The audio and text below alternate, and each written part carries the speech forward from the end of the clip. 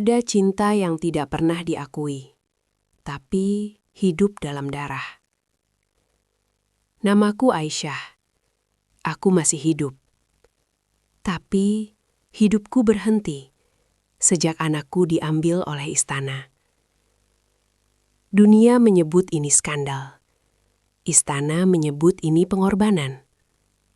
Bagiku, ini adalah kuburan tanpa nisan.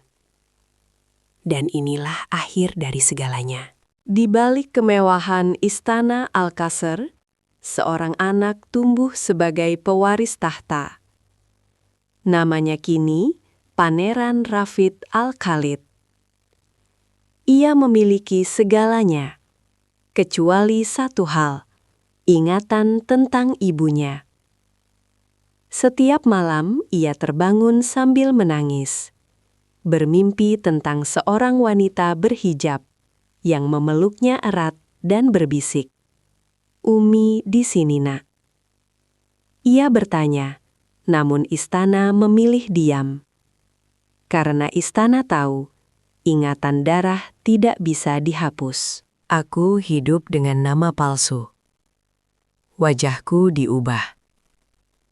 Masa laluku dimatikan. Aku bekerja di panti asuhan kecil, mengurus anak-anak yatim. Ironis, aku menjadi ibu bagi banyak anak, namun tak boleh menjadi ibu bagi darah dagingku sendiri. Setiap kali ada anak memanggil Umi, dadaku seperti disayat pelan-pelan. Rafid mulai bertanya tentang keadilan. Ia melihat kekerasan, ia melihat kebohongan. Ia bertanya pada ayahnya, Pangeran Khalid, "Jika istana ini besar, kenapa banyak yang menangis?" Pertanyaan itu menghancurkan pertahanan Khalid. Saat itu ia sadar, istana tidak hanya mencuri anaknya. Istana sedang menghancurkan masa depan. Suatu hari aku menerima paket tanpa nama.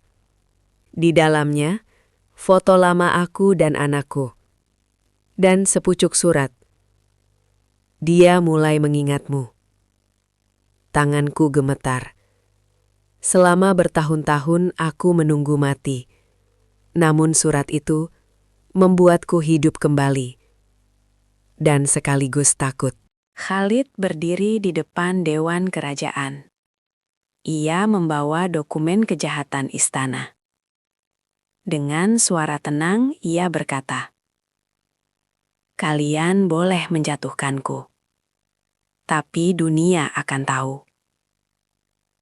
Istana gempar. Media bergerak. Mahkota mulai retak. Namun harga kebenaran mahal. Khalid dijatuhkan. Dipisahkan dari anaknya. Di sebuah acara amal kerajaan, aku melihatnya. Anakku.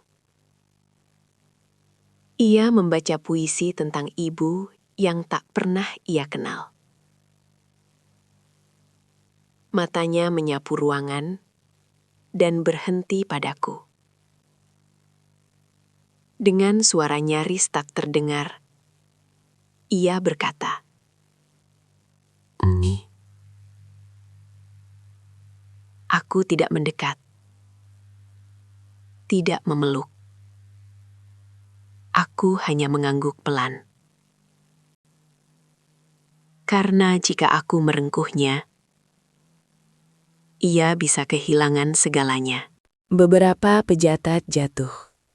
Nama istana tercemar. Namun anakku tetap di istana. Bukan sebagai anak, melainkan simbol. Suatu malam aku menerima pesan. "Aku tahu Umi ada. Tunggu aku dewasa." Aku tersenyum untuk pertama kalinya. Istana boleh berdiri. Mahkota boleh bersinar. Namun cinta seorang ibu tak pernah bisa dikalahkan.